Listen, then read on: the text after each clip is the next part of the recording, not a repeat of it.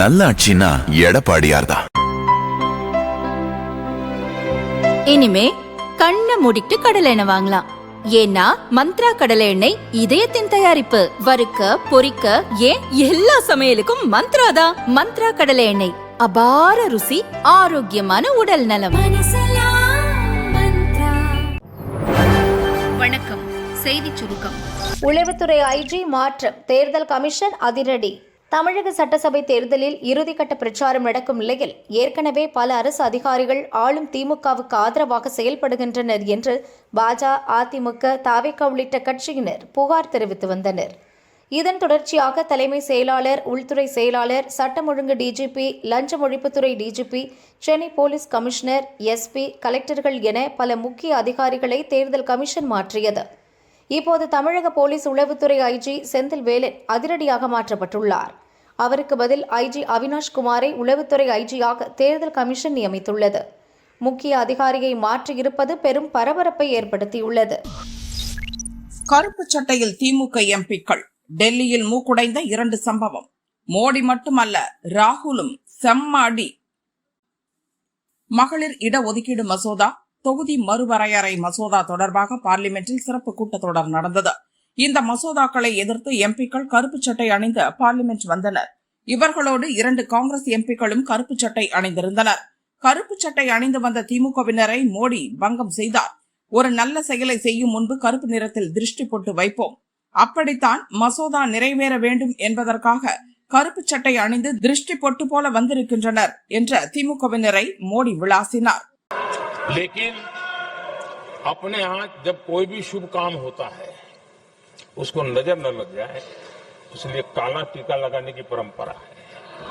मैं आपका धन्यवाद करता हूं काला टीका लगाने के लिए. बहुत बहुत धन्यवाद. மோடிக்கு மட்டுமல்ல, ராகுலுக்குமே இவர்கள் கருப்பு சட்டை அணிந்து வந்தது பிடிக்கவில்லையாம். இதனால் திமுகவினர் ராகுல் இடையே மிகப்பெரிய கலேபரமே நடந்துவிட்டதாம். இது பற்றி டெல்லி வட்டாரம் கூறியது. காங்கிரஸை சேர்ந்த புதுச்சேரி லோக்சபா எம்பி வைத்திலிங்கம் கருப்பு சட்டை அணிந்திருந்தார். அவரை ராகுல் அழைத்து இந்த மாதிரி கருப்பு சட்டை அணிந்தபடி பார்லிமெண்டிற்கு வரக்கூடாது என கோபப்பட்டார். உடனே கருப்பு சட்டையை மாற்றிவிட்டு வெள்ளை சட்டை அணிந்து சபைக்கு வந்தார் வைத்திலிங்கம். இன்னொரு தமிழக காங்கிரஸ் எம்பியும் சட்டையை மாற்றிவிட்டாராம். ராகுல் லோக்சபாவில் பேசும்போது TR பாலுவை தவிர மற்ற திமுக எம்பிக்கள் அனைவரும் வெளியே சென்று விட்டார்களாம். அதேபோல் திமுக எம்பிக்களை ராகுல் கண்டுகொள்வதோ பேசுவதோ கூட இல்லையாம். தமிழக முதல்வர் ஸ்டாலின் சர்ச்சைக்குரிய மசோதாக்களை எரித்ததும் ராகுலுக்கு பிடிக்கவில்லையாம். அப்போதைய பிரதமர் மன்மோகன் சிங் கொண்டு வந்த அவசர சட்டத்தை ஒரு பொது மேடையிலேயே கிழித்தெறிந்தவர் ராகுல். சர்ச்சைக்குரிய மசோதாக்களை ஸ்டாலின் எரித்தது குறித்து பேச அவருக்கு என்ன தகுதி உள்ளது என்று திமுக மூத்த தலைவர்கள் கேள்வி எழுப்புகின்றனர். தமிழக சட்டசபை தேர்தலில் திமுக ஓட்டு காங்கிரசுக்கும், காங்கிரஸ் ஓட்டு திமுகவுக்கும் போவது சந்தேகம்தான் என்று அவர்கள் கூறினர். துணி உலர வைத்த பெண் மீது விசிக புள்ளி கை வைத்த பகீர். வீடியோவை வெளியிட்ட அண்ணாமலை அதிர்ச்சி.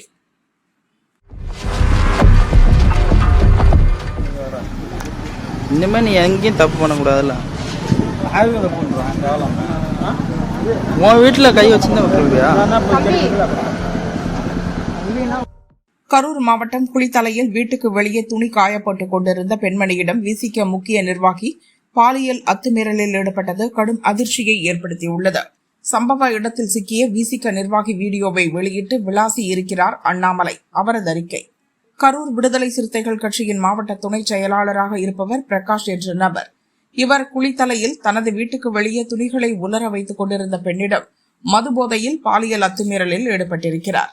திமுகவும் அதன் கூட்டணி கட்சிகளும் பாலியல் குற்றவாளிகளின் கூடாரமாக விளங்கிக் கொண்டிருக்கின்றன.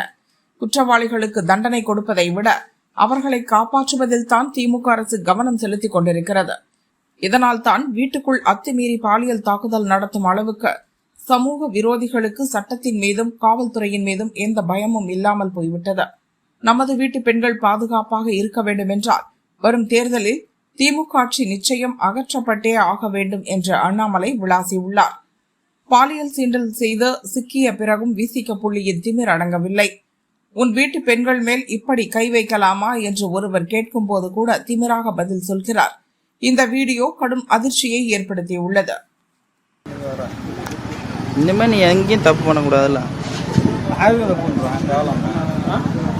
உன் வீட்டில் கை வச்சுருந்தா விட்டுருவியா?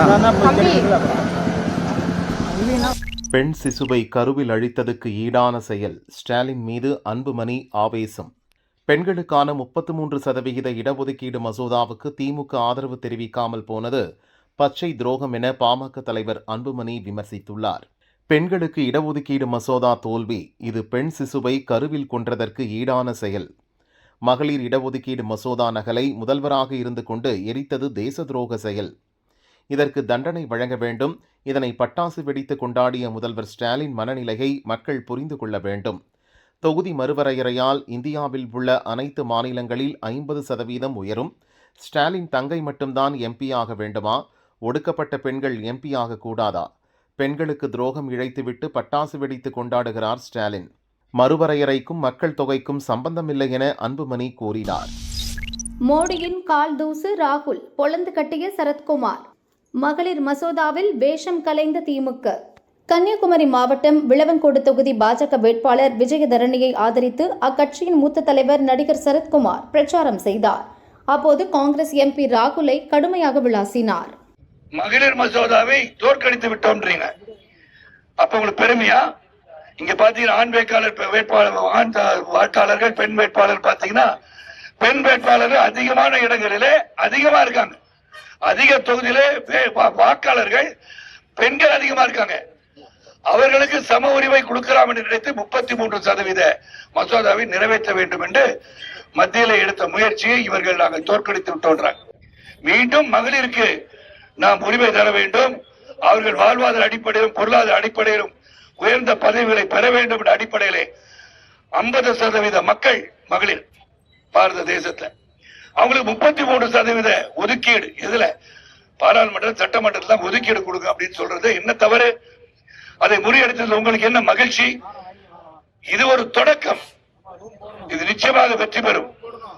உலகத்திலே உன்னதமான தலைவர் என்று சொல்லும் போது அவர் சாதாரண மனுஷர் கிடையாதுங்க. 3 முறை முதலமைச்சர், 3வது முறை பாரத பிரதமர். சாதாரண மனிதர் கிடையாது. தன் உடல், ஆவி, உயிர் அனைத்தையும் மக்களுக்காக அவர் செலவிட்டு இருக்கார். 3 மணி நேரம் தூங்குறாங்க, 2 மணி நேரம் தூங்குறாங்க, தொடர்ந்து வேலை செய்யறார். கொரோனா காலகட்டத்தில் செய்தபடியே உலகம் போற்றி இருக்கிறது. தடுப்பூசியை உலகத்திற்கு தந்து உயிர் காத்தவர் யார்? மோடிஜி அவர்கள். சொல்ல வேண்டிய நேரத்தில் சொல்ல வேண்டும். ஏளனம் செய்கிறார் ராகுல் காந்தி. நீங்க அவருக்கு கால் தூசிக்கு பெற மாட்டீங்க. ராகுல் காந்தி அவர்களே, என்ன செஞ்சிருக்கீங்க? பாரத தேசத்தை வளர்ச்சி பாதை எடுத்து செல்வதற்கு நீங்க என்ன செய்திருக்கிறீர்கள்? ஏளனம் செய்து கொண்டிருக்கிறார் அவர். சென்னை சூப்பர் 6 திமுக தேர்தல் அறிக்கை.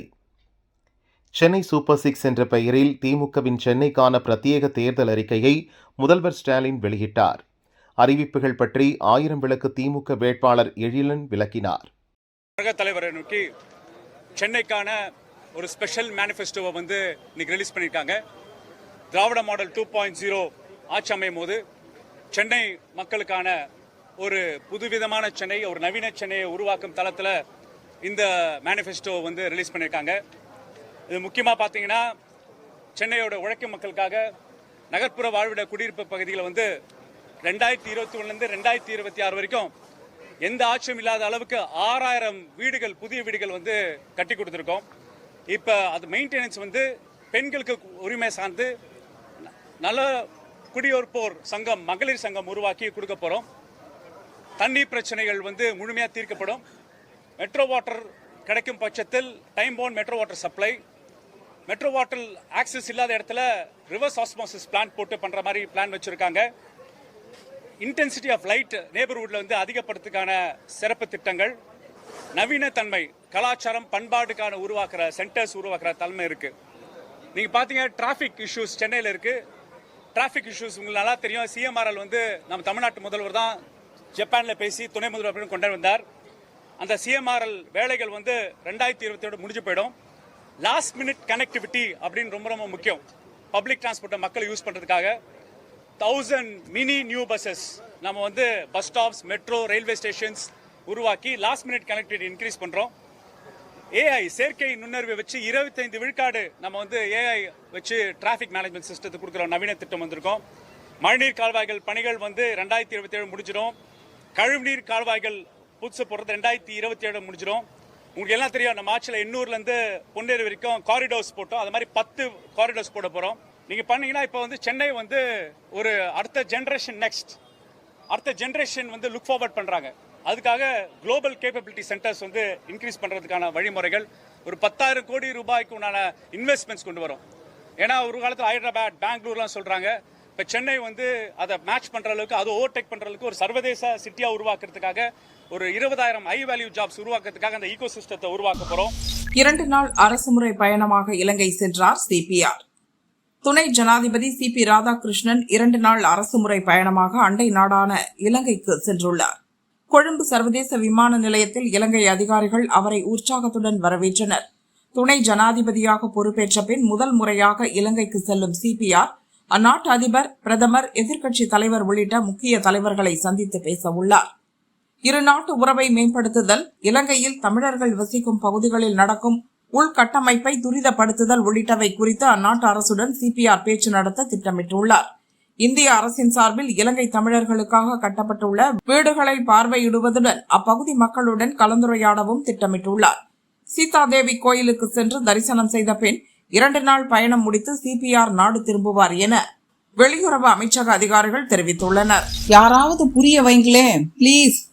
அணில் குஞ்சுகள் அலப்பறை முடியல. 18 தாண்டல, பூத் ஸ்லிப் வேணுமா? தமிழக சட்டசபை தேர்தல் ஓட்டுப்பதிவு 23ஆம் தேதி நடக்கிறதா? அன்று விசில் சின்னத்துக்கு ஓட்டு போடும்படி தாவேகா தலைவர் விஜய் மக்களிடம் கேட்கிறார். அதை அனிமேஷன் வீடியோவாக தாவேகாவினர் வெளியிட்டுள்ளனர்.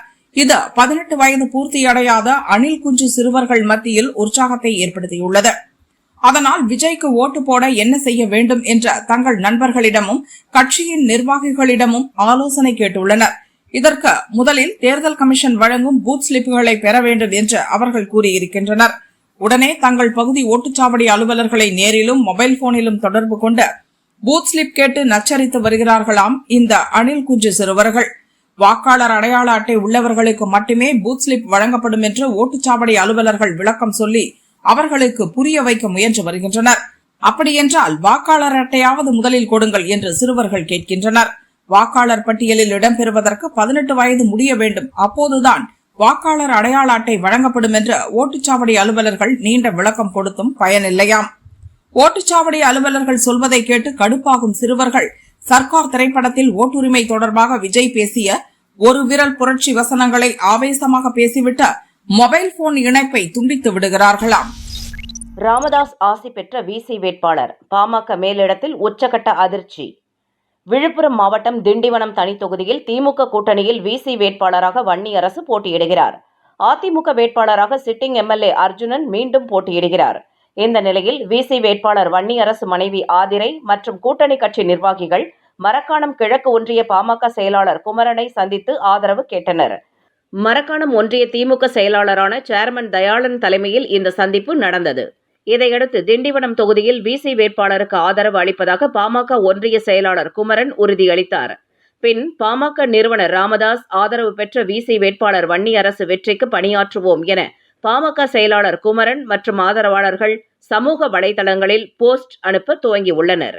ஏற்கனவே பாமக கட்சி தந்தை மகன் போட்டியால் ராமதாஸ் தரப்பு, அன்புமணி தரப்பு என இரு பிரிவுகளாக பிளவுபட்டுள்ளது.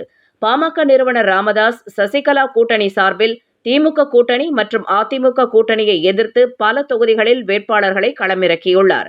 இதனைத் தொடர்ந்து பாமக நிறுவனர் ராமதாஸ் படத்தை அன்புமணி தரப்பினர் தேர்தலில் பயன்படுத்த தடை கோரி கோர்ட்டில் வழக்கு தொடரப்பட்டுள்ளது. இதற்கிடையே தொகுதிக்கு தொகுதி மாறுபட்ட நிலைப்பாட்டை பாமக நிறுவனர் ராமதாஸ் தரப்பினர் எடுத்து வருகின்றனர். திமுக கூட்டணியில் பாமக இணைந்தால் விசி வெளியேறிவிடும் என்கின்ற சூழல் நிலவுகிறது. கூட்டணியில் பாமகவை சேர்க்க விரும்பாத விசி கட்சிக்கு அழையா விருந்தாளியாக ராமதாஸ் தரப்பினர் ஆதரவு அளித்துள்ளது திடீர் பரபரப்பை ஏற்படுத்தியுள்ளது.